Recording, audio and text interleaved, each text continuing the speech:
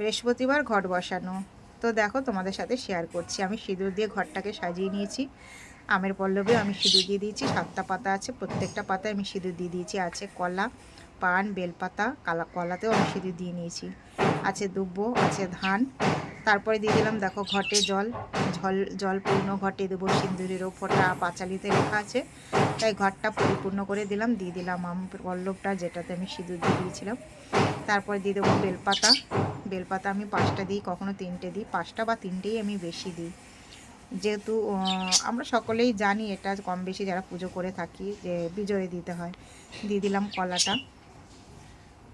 তারপরে এবার দিয়ে দেবো যেটার মধ্যে আমি ঘরটা বসাবো, সেটাকে সাজিয়ে নেবো। দেখো এখানে আমি আগে সিঁদুর মাখিয়ে দিচ্ছি। এটা মাটি দিয়ে তৈরি করে নিয়েছি, এটার মধ্যে আমি ঘরটা বসাই। দিয়ে দিলাম বেশ খানিকটা ধান, তারপর দিয়ে দিলাম একটু দুব্বো। আর এই দুব্বোর উপরে ঘরটা বসাবো। তবে ঘরটা এখানে থাকবে না, এটা আমি নিচে সাজিয়ে নিয়ে মায়ের যেখানে মায়ের মূর্তি বসানো সিংহাসনের পাশেই আমি মানে মায়ের সোজা সিংহাসনের ওখানটাই আমি বসাবো। তো দিয়ে দিলাম ফুল, একটা জবা ফুল আর দুটো, এটা হচ্ছে আমার গাছেরই ফুল। তো দিয়ে আমি সাজিয়ে দিলাম ঘরটা। তোমরা কে কীভাবে ঘর সাজাও বা কে কীভাবে পুজো করো একটু শেয়ার করো।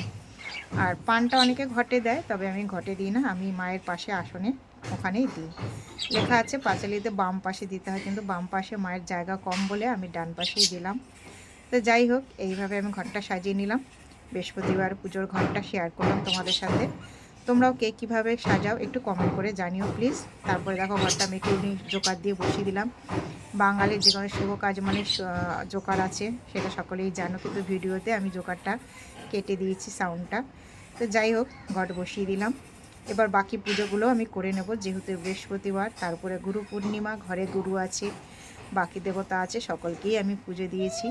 তো দেখো আমার সমস্ত সাজানো হয়ে গেছে। মালা নিয়ে এসেছিলাম আর মিষ্টি নিয়ে এসেছিলাম, নিয়ে এসে ভগবানকে সেবা দিয়েছি। উপরে আছে আমাদের রাধা রানী, আছে আমাদের বজরংবলী, এখানে আছে বাবা ভোলানাথ, বাবা লোকনাথ। আর আসনে তো দেখতেই পাচ্ছ আমাদের গুরু মা, গুরুদেব, গুরু ভাই এবং আচার্যদেব সকলেই আছে। তো সকলকেই একটু সেবা দিয়েছি গুরু পূর্ণিমা দিন, বৃহস্পতিবার দিন।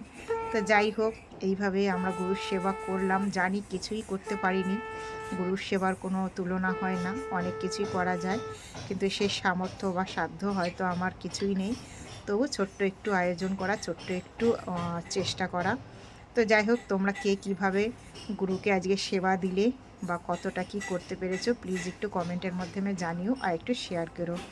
আর আমার ভিডিওটা তোমাদের কেমন লাগলো অবশ্যই কমেন্ট করে জানিও। ভালো লাগলে একটু লাইক, কমেন্ট আর একটু শেয়ার করে দিও। যারা ইউটিউব থেকে দেখছো অবশ্যই আমার চ্যানেলটিকে সাবস্ক্রাইব করে আমার পাশে থেকো। Thank you.